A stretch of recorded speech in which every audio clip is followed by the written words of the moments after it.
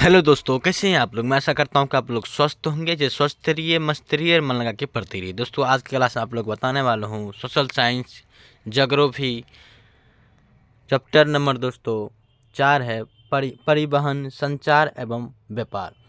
इसके दोस्तों पार्ट 1 बता चुका हूं। दोस्तों आज पार्ट 2 करेंगे इस क्लास के सब्जेक्ट क्वेश्चन को। तो आपको कितने तक क्वेश्चन बताए दोस्तों?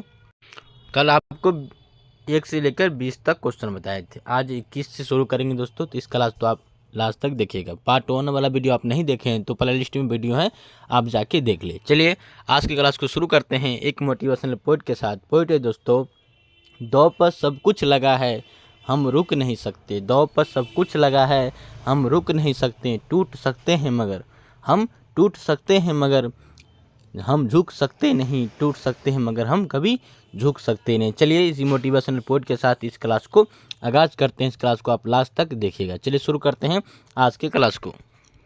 चलिए आज क्लास शुरू करते हैं दोस्तों। एक क्वेश्चन आपको कल बता चुका हूँ कि पाइपलाइन का मार्ग का उपयोग कहाँ होता है। तो आपको ये 21 नंबर क्वेश्चन देख लीजिए। 21 नंबर क्वेश्चन शुरू करेंगे। एक है पाइपलाइनों की जंग से सुरक्षा किस प्रकार की जा सकती है। पाइपलाइनों की जंग से सुरक्षा किस प्रकार की जा सकती है। उत्तर लिखा है दोस्तों आपका पाइपलाइन बिछाने के पहले स्टील पाइप को बिटुमी की एक परत से ढक दिया जाता है। फिर उसके ऊपर ग्लास फाइबर की परत चढ़ा दी जाती है जिससे पाइप की जंग से रक्षा हो जाती है। क्या स्टील लगाया जाता है? एक स्टील पाइप जो बिटुमीन होता है दोस्तों, वो परत चढ़ाई जाती है जिससे क्या होता है, ग्लास वाइपर की परत भी चढ़ाई जाती है और इसके कारण पाइप में जंग लगने से बचा जा सकता है। ठीक है, चलिए उसके बाद क्या लिखा है। 22 नंबर क्वेश्चन आपका लिखा है दोस्तों, भारत की निर्यात एवं आयात वाली वस्तु का उल्लेख करें। निर्यात किसे कहते हैं दोस्तों? जब कोई वस्तु दूसरे देश से लाया जाता है उसे निर्यात कहते हैं, और अपने देश से किसी देश में भेजा जाता है उसे आयात कहते हैं। तो निर्यात आयात में कह रहा है आपको वस्तुओं की उल्लेख करने के लिए। देख लीजिए उत्तर लिखा है दोस्तों आपका, भारत की निर्यात वाली वस्तु इंजीनियरिंग सामान, पेट्रोलियम उत्पाद, रत्न आभूषण, रसायन उत्पाद, वस्त्र, कृषि आधारित उत्पाद, अयस्क एवं खनिज आदि। भारत की निर्यात वाली वस्तुएं पेट्रोलियम एवं पेट्रोलियम उत्पाद, मशीनरी, इलेक्ट्रॉनिक सामान, सोना और चांदी, उर्वरक एवं रसायन, अलोह अधातु हैं।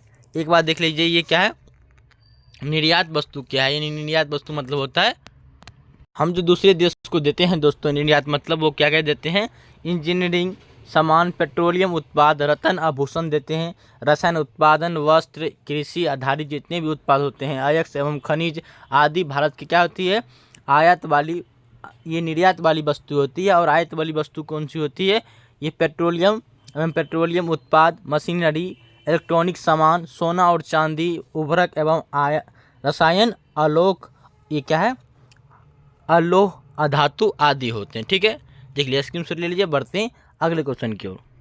बस इस क्वेश्चन में यही है दोस्तों कि जो वस्तु कहीं से मंगाया जाता है उसे आयात कहते हैं, और जब वस्तु अपने देश से किसी देश में भेजा जाता है उसे ही निर्यात कहते हैं। ठीक है, चलिए स्क्रीनशॉट ले लीजिए। बढ़ते हैं अगले क्वेश्चन की ओर। देखिए उसके बाद लिखा है तो भारत में डाक सेवा कब और किसके द्वारा शुरू की गई थी। भारत में डाक सेवा कब और किसके द्वारा शुरू की गई थी। देख लीजिए उत्तर लिखा है दोस्तों, भारत में इसकी शुरुआत 1838 ईस्वी में ईस्ट इंडिया कंपनी द्वारा शुरू की गई थी। आपको पूछता है कि भारत में डाक सेवा जो की गई दोस्तों, वो 1837 ईस्वी में ईस्ट इंडिया कंपनी के द्वारा शुरू की गई थी, परंतु सन 1854 ईस्वी में भारतीय डाक विभाग की स्थापना की गई थी। और क्या 1854 ईस्वी में भारतीय डाक सेवा की स्थापना की गई थी। ठीक है, स्क्रीनशॉट ले सकते हैं। बढ़ते हैं अगले क्वेश्चन के दोस्तों। देख लीजिए क्या लिखा है, गुजरात के हाजीरा गैस पाइपलाइन का क्या आर्थिक महत्व है। देख लीजिए उत्तर लिखा है दोस्तों आपका, उत्तर गुजरात में हजीरा से शुरू होने वाली gas pipe line Madhya Pradesh में विजयपुर होकर उत्तर प्रदेश के जगदीशपुर तक जाती है। इसे हजीरा, बीजापुर, जगदीशपुर अथवा HBJ गैस पाइप लाइन के नाम से जाना जाता है। गैस लाइन पाइप के नाम से शाखाएं राजस्थान कोटा तक फैली हुई है। इसके माध्यम से वहां विभिन्न औद्योगिक क्षेत्रों में गैसें पहुंचाई जाती है। इस प्रकार इन क्षेत्रों के आर्थिक विकास में इसका महत्वपूर्ण योगदान है। वहाँ आर्थिक क्या होती है, पैसे कमाई भी होता है, तो आर्थिक स्थान क्या है इसका मजबूत हो जाता है। ठीक है, जितने भी राज्य से ये पाइपलाइन गुजारे जाते हैं। ठीक है, चलिए उसके बाद क्या लिखा है दोस्तों, उसके बाद लिखा है दोस्तों पिन कोड से आप क्या समझते हैं। पिन कोड से आप क्या समझते हैं दोस्तों, देख लीजिए उत्तर लिखा है दोस्तों, पिन कोड से आप क्या समझते हैं। उत्तर लिखा है डाक विभाग ने अपने पत्र वितरण कार्य में तेजी और सुधार लाने के लिए पूरे देश में 8 डाक क्षेत्रों में बांटा गया है। 6 अंक वाले इस अंक में पहला अंक जोन के लिए, बाद के 2 अंक उपजोन के लिए और अंतिम 3 अंक गणितमय डाकघर के लिए निर्धारित किए गए हैं। इन्हें पिन कोड कहा जाता है। इन्हें क्या कहा जाता है, पिन कोड कहा जाता है। इसमें क्या होता है दोस्तों, 8 डाकघर क्षेत्र में बांटा जाता है, जो जिसमें से 6 अंक वाले इस अंक में पहला अंक जोन के लिए होता है और दूसरे क्या होता है उसके बाद 2 अंक उपजोन के लिए होता है और अंतिम 3 अंक क्या होता है, गतिमय डाकघर के लिए निर्धारित किया जाता है, जिसे आप क्या कहेंगे, पिन कोड कहेंगे। ठीक है, आपको कोई पिन कोड पूछेगा दोस्तों तो इसी तरह आप जवाब दे सकते हैं। चलिए उसके बाद क्या लिखा है देख लीजिए, 26 नंबर क्वेश्चन लिखा है तो व्यापार संतुलन से आप क्या समझते हैं। अनुकूल व्यापार संतुलन और प्रतिकूल व्यापार संतुलन में क्या अंतर है, स्पष्ट करें। देख लीजिए उत्तर लिखा है दोस्तों आपका, आज कोई भी देश अंतर्राष्ट्रीय व्यापार के बिना प्रगति नहीं कर सकता। आज भी कोई भी देश हो दोस्तों, वो अंतर्राष्ट्रीय व्यापार के बिना कोई भी देश प्रगति यानी अपना विकास नहीं कर सकता, क्योंकि साधनों की उपलब्धता असमान है। इसीलिए व्यापार आवश्यक हो जाता है। इसीलिए व्यापार क्या होता है, आवश्यक हो जाता है। दो देश को जो चीज़ का आवश्यकता है वो चीज़ उसके देश में नहीं होता, उस देश में नहीं होता, दूसरे देश से मंगाया जाता है। इसीलिए अंतर्राष्ट्रीय व्यापार होती है। व्यापार के 2 पहलू है, आयात और निर्यात। व्यापार के कितने पहलू हैं दोस्तों, जब अंतर्राष्ट्रीय स्तर पर व्यापार होते हैं तो उसके 2 स्तर होते हैं, पहला होता है आयात और दूसरा होता है दोस्तों निर्यात। आयात और निर्यात का अंतर देशों के व्यापार संतुलन को निर्धारित करता है और आयात और निर्यात क्या करता है, अंतर देशों के व्यापार संतुलन को निर्धारित करता है। जब क्या निर्यात मूल्य आयात मूल्य से अधिक होता है तो उसे अनुकूल व्यापार संतुलन कहते हैं। जब एक बात समझिए कि जब निर्यात आयात मूल्य से अधिक हो, निर्यात आयात मूल्य से अधिक होता है तो उस व्यापार को अनुकूल व्यापार संतुलन कहाएंगे आप। ठीक है, दूसरी ओर जब निर्यात मूल्य आयात मूल्य से कम हो, जब निर्यात मूल्य आयात मूल्य से कम हो तब उसको कहेंगे आप, क्या कहेंगे, उस व्यापार को प्रतिकूल संतुलन व्यापार कहेंगे। प्रतिकूल संतुलन व्यापार उसको आप कह सकते हैं। ठीक है, चलिए आप स्क्रीन से ले लीजिए तो आप समझे होंगे। उसके बाद बढ़ते हैं अगले क्वेश्चन की ओर। देखिए उसके बाद लिखा है पटरियों के बीच दूरी के अनुसार रेल मार्ग को किस प्रकार बांटा गया है। बोले पटरियों की दूरी के अनुसार रेल मार्ग को किस प्रकार बांटा गया है। उत्तर लिखा है दोस्तों आपका, पटरियों के बीच दूरी के अनुसार इस समय भारत में 3 प्रकार के रेल मार्ग है। पटरियों की दूरी के अनुसार जो होता है दोस्तों वो इस समय क्या है, भारत में 3 प्रकार के रेल मार्ग स्थित है। पहला बड़ी लाइनों या ब्रॉड गेज 74%, कितना है 74% रेल लाइन इस प्रकार है। और दूसरा पॉइंट लिखा है दोस्तों आपका, छोटी लाइन या स्मॉल रेंज 21% रेल लाइन इस प्रकार की है। और तीसरा पॉइंट सक्रिय लाइन 5% इस प्रकार की है। ठीक है, कौन प्रकार की, ये दूरी पटरियों की दूरी के बीच रेल मार्ग इस प्रकार बांटा गया है दोस्तों। ठीक है, चलिए उसके बाद क्या लिखा है, 28 नंबर क्वेश्चन लिखा है दोस्तों, स्थानीय व्यापार और अंतर्राष्ट्रीय व्यापार में क्या अंतर है, स्पष्ट करें। देख लीजिए, स्थानीय व्यापार और अंतर्राष्ट्रीय व्यापार। उत्तर लिखा है दोस्तों, किसी देश का व्यापार उसकी आर्थिक प्रगति का घोतक एवं सभ्यता के विकास का मापदंड होता है।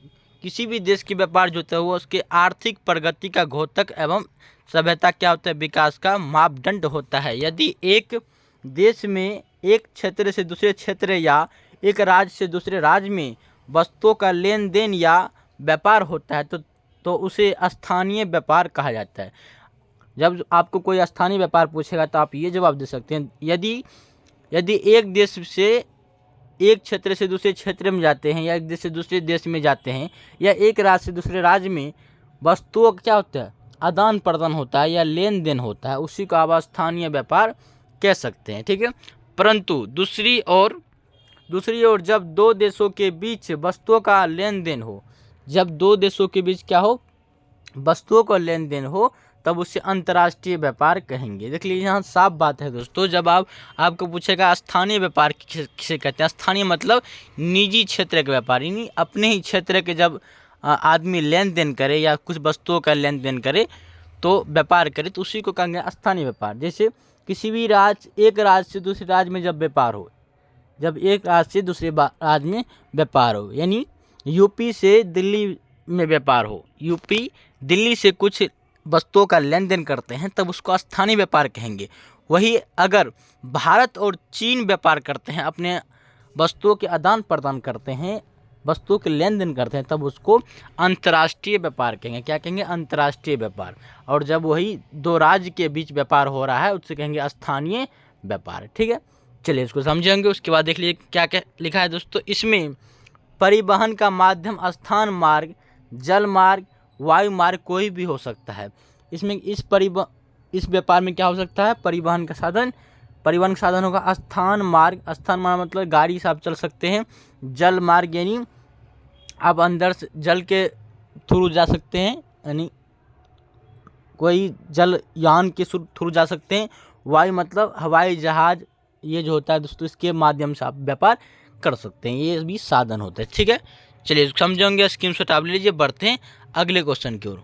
देखिए उसके बाद क्या लिखा है दोस्तों आपका, उसके बाद लिखा है दोस्तों, लिख लिए, दक्षिण भारत के किस राज्य में रेल मार्ग की संघनतम पाई जाती है और क्यों पाई जाती है। किस राज्य में सबसे ज़्यादा रेल मार्ग पाई जाती है और क्यों पाई जाती है। उत्तर लिखा है दोस्तों आपका, दक्षिण भारत के महाराष्ट्र राज्य में रेल मार्ग की संघनतम अधिक होती है। क्या होती है, रेल मार्ग क्या होती है, अधिक होती है। किसमें, महाराष्ट्र राज्य में रेल मार्ग की संघनतम पाई जाती है। इसका कारण यह है कि यहाँ समतल उपजाऊ भूमि अधिक पाई जाती है। समतल उपजाऊ भूमि जो होती है दोस्तों वो अधिक पाई जाती है महाराष्ट्र में, इसीलिए वहाँ ज़्यादा रेल मार्ग है। वहाँ कृषि के अतिरिक्त खनिज पर आधारित उद्योग भी बहुत सी विकसित है। वहाँ कृषि के अलावा क्या है, खनिज पर ज़्यादा उस पर निर्भर है। खनिज, महाराष्ट्र क्या है, खनिज उद्योग पर आधारित ज़्यादा है वहाँ के लोग और वहाँ वो राज्य, इसीलिए वहाँ क्या है, बहुत ही विकसित है। तटीय मैदान होने के कारण, तटीय मैदान भी है होने के कारण विदेशी व्यापार की सुविधा भी प्राप्त है। मुंबई बंदरगाह से विदेशों में आने जाने की सुविधा भी है, अतः इन्हीं कारणों से वहाँ रेल मार्ग की संघनता पाई जाती है। ठीक है, चलिए समझेंगे। उसके बाद देख लीजिए क्या लिखा है दोस्तों। 30 नंबर क्वेश्चन लिखा है, एयर इंडिया तथा इंडियन एयरलाइंस की सेवाओं में क्या अंतर है। एयर इंडिया तथा इंडियन एयरलाइंस की सेवाओं में क्या अंतर है। उत्तर लिखा है दोस्तों आपका, एयर इंडिया अंतर्राष्ट्रीय वायु सेवा प्रदान करती है। एयर इंडिया क्या करती है, अंतर्राष्ट्रीय यानी देश और विदेश का जो है दोस्तों ये इसको सेवा प्रदान करती है, एयर इंडिया करती है। यह भारत से विश्व के अधिकतर देशों के लिए उड़ने वाली भारतीय होती है। और ये क्या करते हैं, एयर इंडिया क्या होती है, विश्व से अपने देश से पूरे विदेश तक घूमने वाली उड़ने वाली ये भारतीय होती है। इसके द्वारा यात्री एवं वस्तुओं दोनों का परिवहन होता है इसके द्वारा, यानी एयर इंडिया अंतर्राष्ट्रीय वायु संवहन होता है, यानी परिवहन जो होता है दोस्तों, उसके द्वारा क्या होती है, देश विदेश तक उड़ा जा सकता है। और इसी यात्री एवं वस्तुओं को क्या करती है, चीन, यानी भारत से चीन तक अपने यात्रियों को, भारत के यात्री को पहुंचा भी सकते हैं और चीन के यात्री को भारत ला भी सकते हैं। और इसी के दौरान क्या करते हैं, वस्तुओं का भी क्या करते हैं, परिवहन करते हैं, व्यापार भी इसके द्वारा किया जा सकता है।